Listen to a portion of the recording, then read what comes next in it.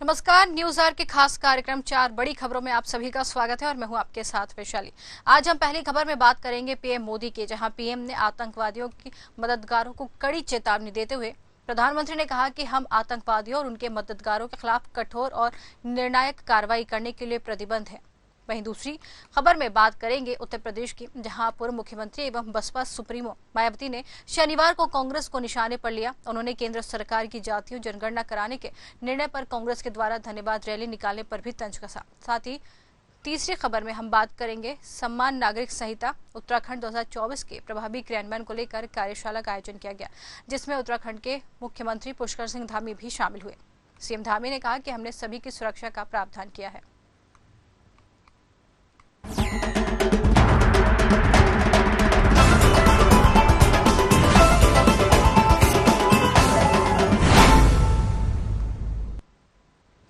आतंकियों के मददगारों को कड़ी चेतावनी देते हुए प्रधानमंत्री ने कहा कि हम आतंकवादियों और उनके मददगारों के खिलाफ कठोर और निर्णायक कार्रवाई करने के लिए प्रतिबद्ध हैं। सीमा पार आतंकवाद के खिलाफ हमारी लड़ाई में समर्थन देने के लिए अंगोला का धन्यवाद करते हैं। बता दें, प्रधानमंत्री नरेंद्र मोदी ने शनिवार को हैदराबाद हाउस में अंगोला के राष्ट्रपति जोआओ मैनुअल ग्लोंगट्वेस लोरेंको से मुलाकात के दौरान दोनों नेताओं ने द्विपक्षीय बैठक भी की। पीएम मोदी ने कहा कि वे राष्ट्रपति लोरेंसो और उनके शिक्षा मंडल का भारत में हार्दिक स्वागत करते हैं। ये एक ऐतिहासिक पल है।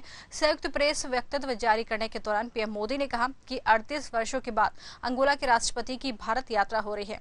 उनकी इस यात्रा से न केवल भारत अंगोला संबंधों को नई दिशा और गति मिल रही है, बल्कि भारत और अफ्रीका साझेदारी को भी बल मिल रहा है। प्रधानमंत्री ने पहलगाम हमले का जिक्र भी किया और कहा कि हम एकमत हैं कि आतंकवाद मानवता के लिए सबसे बड़ा खतरा है। पहलगाम आतंकी हमले के बाद भारत की ओर से लगातार पाकिस्तान के खिलाफ सख्त कदम उठाए जा रहे हैं और इसी क्रम में अब भारत सरकार की ओर से पाकिस्तान से आने वाले सभी प्रकार के सामानों को सीधे या फिर किसी और दूसरे तरीके से भी आयात पर तत्काल प्रभाव से प्रतिबंधित कर दिया गया है।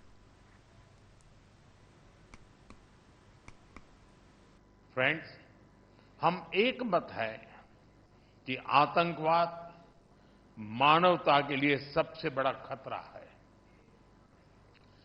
पहलगाम में हुए आतंकी हमले में मारे गए लोगों के प्रति राष्ट्रपति लोरेंसो और अंगोला की संवेदनाओं के लिए मैं उनका आभार व्यक्त किया।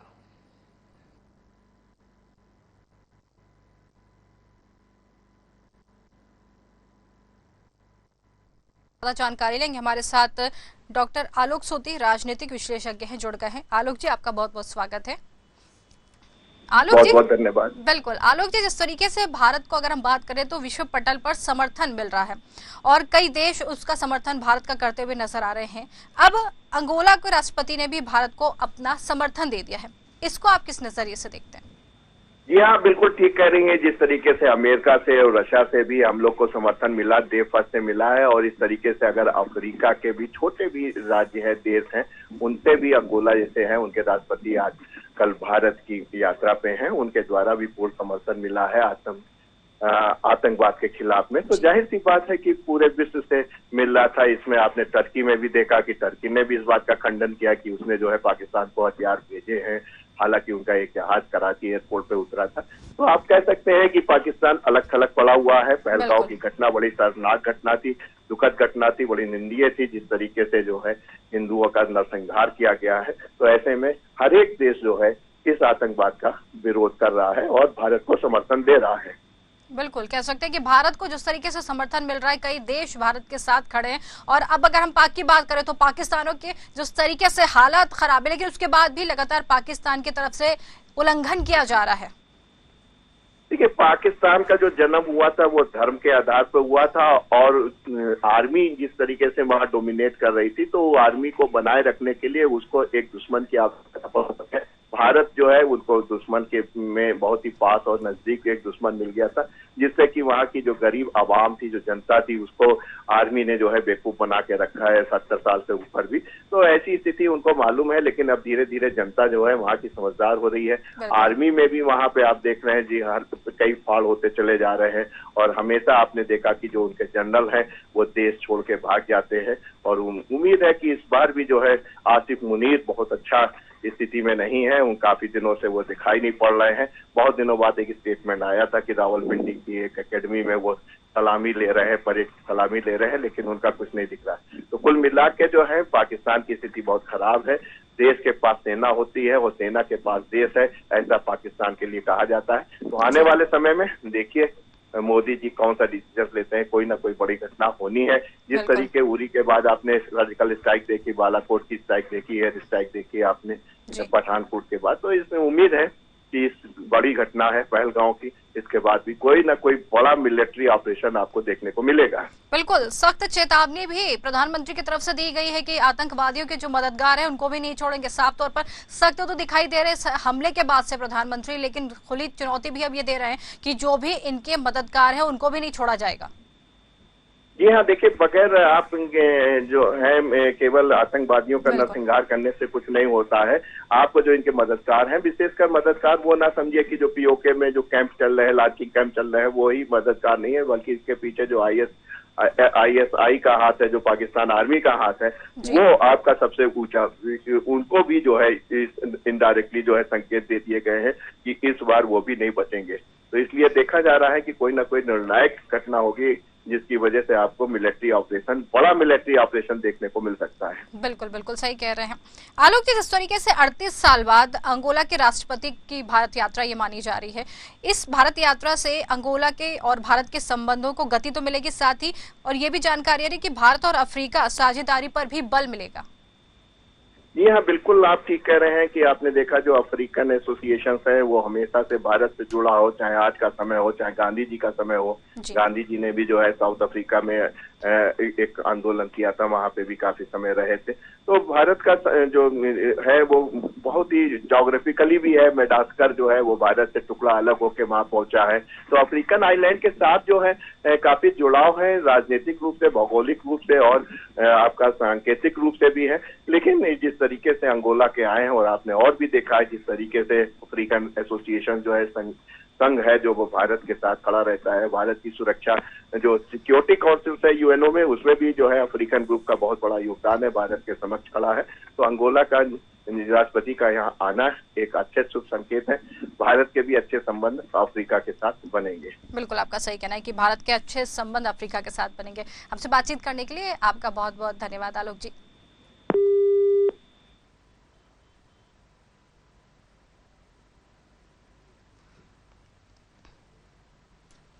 चलिए दूसरी खबर में बात करेंगे। पहलगांव आतंकी हमले के बाद भारत की ओर से लगातार पाकिस्तान के खिलाफ सख्त कदम उठाए जा रहे हैं और इसी क्रम में अब भारत सरकार की ओर से पाकिस्तान से आने वाले सभी प्रकार के सामानों की सीधे या फिर किसी और दूसरे तरीके से आयात पर तत्काल प्रभाव से प्रतिबंध लगा दिया गया है। भारत सरकार ने पाकिस्तान के खिलाफ एक और स्ट्राइक करते हुए उनसे कारोबार को पूरी तरीके से बंद कर दिया है। वाणिज्य मंत्रालय की ओर से इस संबंध में शुक्रवार 2 मई 2025 को ही अधिसूचना जारी कर दी गई है, जिसके अनुसार ये निर्णय फॉरेन ट्रेड पॉलिसी FTV 2023 में संशोधन करते हुए लिया गया है कि भारत की ओर से लगाई गई इस रोक के तहत अब पाकिस्तान से आने वाली किसी भी उत्पाद, चाहे वो सीधा आयात किया जाता हो या फिर किसी तीसरे देश के जरिए परोक्ष रूप से भारत पहुंचाया जाता हो, इन सभी तरह के आयातों पर अब पूर्ण तरीके से प्रतिबंध रहेगा। भारत सरकार ने ये प्रतिबंध विदेश व्यापार नीति 2023 में नए प्रावधान के रूप में जोड़ा है। विदेश व्यापार फिर महानिदेशालय DGFT की ओर से जारी की गई इस अधिसूचना के तहत स्पष्ट किया गया है कि ये कदम राष्ट्रीय सुरक्षा और सार्वजनिक नीति के हित में उठाया गया है।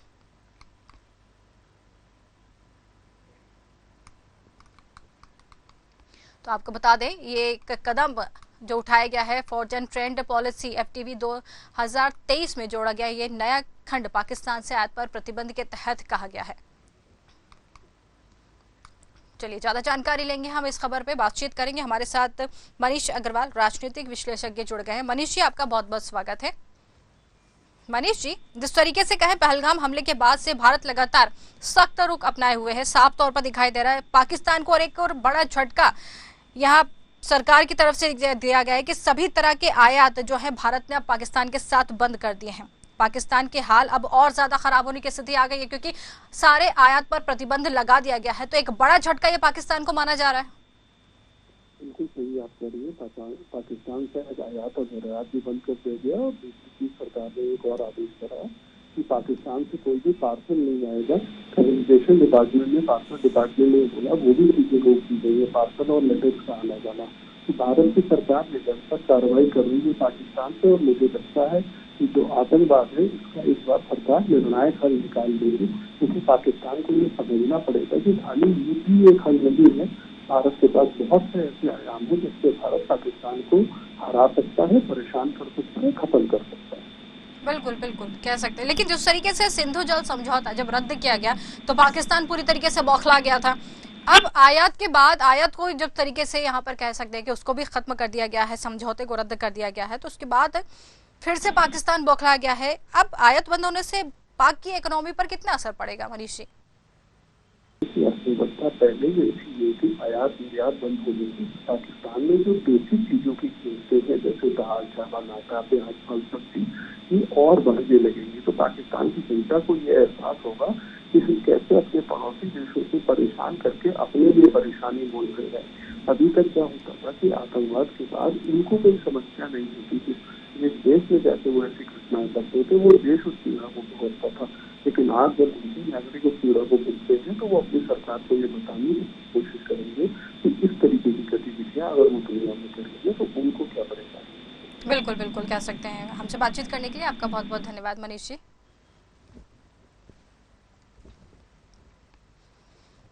चलिए तीसरी खबर की तरफ रुख करेंगे। उत्तर प्रदेश के पूर्व मुख्यमंत्री एवं बसपा सुप्रीमो मायावती ने शनिवार को कांग्रेस को निशाने पर लिया है। उन्होंने केंद्र सरकार के जातीय जनगणना कराने के निर्णय पर कांग्रेस के द्वारा धन्यवाद रैली निकालने पर तंज कसा है। सोशल मीडिया साइट एक्स पर पोस्ट करते हुए लिखा कि केंद्र सरकार के निर्णय का श्रेय कांग्रेस लेना चाह रही, लेकिन वे भूल गई है कि दलित और ओबीसी समाज को आरक्षण एवं उन्हें संवैधानिक हक से वंचित रखने में उनका इतिहास एक काला अध्याय है।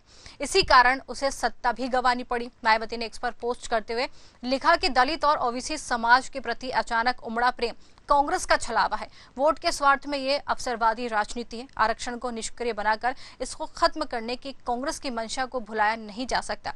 हालांकि आरक्षण एवं संविधान के जन कल्याणकारी उद्देश्यों को फेल करने में भाजपा भी कांग्रेस से कम नहीं है। इस मामले में दोनों ही एक थाली के चट्टे बट्टे हैं। तो आपको बता दें, मायावती ने एक्स पर पोस्ट करते हुए कांग्रेस और भाजपा दोनों पर ही निशाना साधा है। मायावती ने कहा कि दोनों ही एक ही थाली के चट्टे बट्टे हैं। दलित ओबीसी के प्रति जो प्रेम कांग्रेस दिखा रही है वो एक छलावा है। उन्होंने कहा कि कांग्रेस का ये प्रेम दलित और ओबीसी के प्रति छलावा है। वोट के स्वार्थ में अवसरवादी करने की ये पूरी राजनीति है। चलिए हम इस खबर पे ज्यादा बात करेंगे। हमारे साथ नजम हसन राजनीतिक विश्लेषज्ञ जुड़ गए हैं। नजम जी, आपका बहुत बहुत स्वागत है। नजम जी, बिल्कुल, बसपा सुप्रीमो मायावती ने कांग्रेस पर निशाना साधा है। उन्होंने कहा है कि केंद्र सरकार के निर्णय का श्रेय कांग्रेस लेना चाहती है। कितनी सच्चाई है इसमें? देखिए, सबसे बड़ी बात यह है कि मैं आपको बता दूं, जब ये जनजाति से गणना है, इस पर केंद्र सरकार का फैसला है, ये बहुत बड़ा फैसला है जी। और अब तो चाहे वो बहन जी हो जी और मायावती जी ने जिस तरह से कांग्रेस को कहा है, तो कांग्रेस मायावती जी इस बात को, मेरी समझ से आज तक बहुत सारी प्रेस कॉन्फ्रेंस रही, बहुत सारी जो मायावती जी की जो उनकी सभाएं तो बहुत अब कम हुई है, रैली में होती थी, लेकिन जनजातीय जनगणना को लेकर उन्होंने कोई ऐसी बात नहीं उठाई थी। लेकिन हाँ, राहुल गांधी लगातार इस बात को, अपनी बात को कह रहे थे। और मैं आपको इस बात को भी बता दूं कि वो बिहार में सबसे पहले इसकी आवाज उठाने वाले बिहार के प्रमुख आरजेडी प्रमुख लालू यादव और तेजस्वी यादव ने लगातार इसकी मांग उठाते रहे। और केंद्र सरकार का ये फैसला जो हुआ है, ये एक ऐतिहासिक और एक अच्छा निर्णय है। बिल्कुल बिल्कुल। इनकी रैली पर भी उन्होंने निशाना साधा। साथ ही ये कह रही हैं मायावती, उनका कहना है कि भाजपा और कांग्रेस एक ही थाली के चट्टे बट्टे हैं और जातीय जनगणना कराने पर जो उनका ये जो सरकार का फैसला है, उनका कहना है कि ये वोट के स्वार्थ में अवसरवादी की राजनीति कर रहे हैं। देखिए, बिल्कुल बहन जी मायावती जी इस बात को कह रही हैं जी, तो कहीं न कहीं इसमें थोड़ी बहुत तो सच्चाई है, क्योंकि अब बिहार का अभी 2025 में बिहार का चुनाव है जी। अब बिहार का जिस तरह से चुनाव है, बिहार में लगातार इसकी मांग उठती रही है। अब वो चाहे आपके बिहार के मुख्यमंत्री नीतीश कुमार जी रहे हों, जब वो सत्ता पक्ष में थे, विपक्ष में थे, और तो सत्ता पक्ष में लगातार डबल इंजन की सरकार वहां पर है जी। लेकिन इस बात को उन्होंने कहा था कि जनजाति की जनगणना होनी चाहिए जी। और इस बात को लेकर लगातार इस बात का मुद्दा बिहार में सबसे ज्यादा उठता रहा है और इसके बाद उत्तर प्रदेश में अगर उठाने वाले थे तो वो अखिलेश यादव रहे। बाद में आज ये मैं आपके सुहेल देव पार्टी के ओम प्रकाश राजभर रहे, इन्होंने लगातार इसकी आवाज उठाते रहे। लेकिन मायावती जी अगर इस बात को कह रही हैं कि कांग्रेस तो हमेशा से अपने राहुल गांधी हमेशा से इस बात को उठाते रहे हैं कि जनजाति जनगणना होनी चाहिए। इस बात को राहुल गांधी देखिए बहन जी ने प्रेस कॉन्फ्रेंस में भी आज तक इस बात को नहीं कहा और ना ही उनके किसी भाषण में ना ही उनके किसी रैली में कभी इस बात का जिक्र नहीं हुआ जी। लेकिन राहुल गांधी, अखिलेश यादव, ओम प्रकाश राजभर और सबसे बड़े जो इस बात के मुद्दे को उठाने वाले हैं वो आरजेडी प्रमुख लालू यादव के पुत्र तेजस्वी यादव जो है लगातार बिहार में घूम कर इस बात को सरकार को निशाना नहीं देते सकते रहे वो और उन्होंने सरकार को कहा कि जनजाति जनगणना होनी चाहिए। लगातार इस मुद्दे पर तेजस्वी यादव लगे रहे और आखिरकार ये फैसला जिस सरकार ने लिया है ये एक ऐतिहासिक और एक अच्छा फैसला सरकार ने लिया है क्योंकि भाजपा को अब अपनी जरूरत इसलिए दिखाई पड़ रहा है क्योंकि बिहार में चुनाव है। लेकिन एक बात ये भी बता दूं कि आने वाला वक्त ये बताएगा कि ये देखिए जाति जनगणना तो उन्होंने फैसला ले लिया जी। लेकिन इसमें अमली जामा कब पहनाया जाएगा ये तो आने वाला वक्त बताएगा क्योंकि अभी इसको कार्य में लगभग नहीं कर 3 से 3 साल लगेंगे। बिल्कुल कह सकते हैं। लेकिन एक ये फैसला जो सरकार की तरफ से लिया है ये वाकई एक फैसला ये कह सकते हैं कि अच्छा है। आपका बहुत बहुत धन्यवाद नजम जी हमसे जुड़ने के लिए और बातचीत करने के लिए।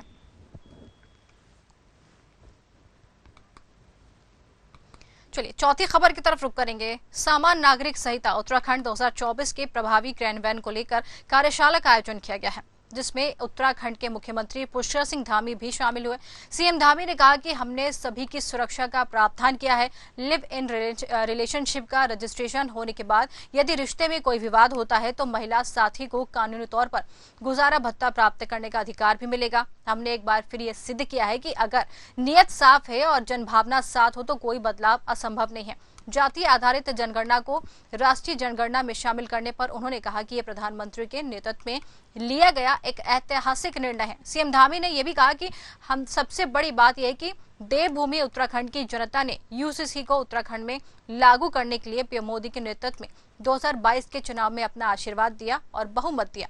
हमने भी अपना वचन पूरा किया है। कुछ लोग भ्रांतियां फैला रहे हैं। हम लोगों के बीच आएंगे और हमारे अन्य विश्वविद्यालय भी राज्य में बने इस कानून के संबंध में आम जनता के बीच में इस बात को पहुंचाएंगे।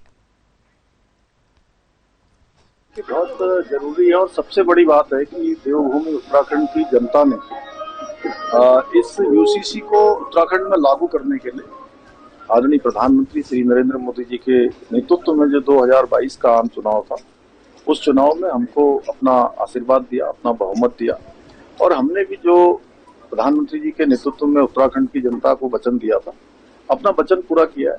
अब ये उत्तराखंड में लागू हो गया है। महिला सशक्तिकरण के क्षेत्र में कुरीतियों को समाप्त करने में न्याय प्रक्रिया में जो देरी होती थी वो सब आसान होगी। हाँ, कुछ लोग भ्रांतियां फैला रहे हैं कि इससे मूल निवास प्रमाण पत्र मिल जाएगा, ये हो जाएगा।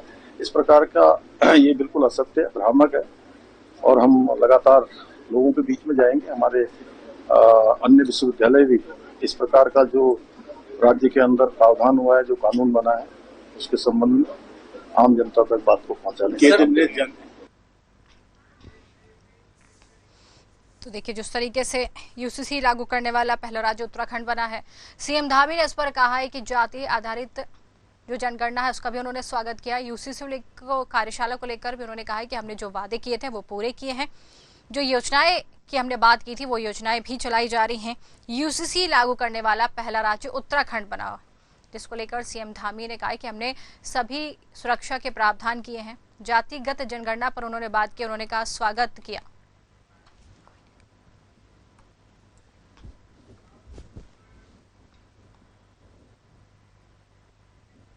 तो चलिए इसी खबर के साथ फिलहाल के लिए इतना ही। जल्द हाजिर होंगे। नमस्कार।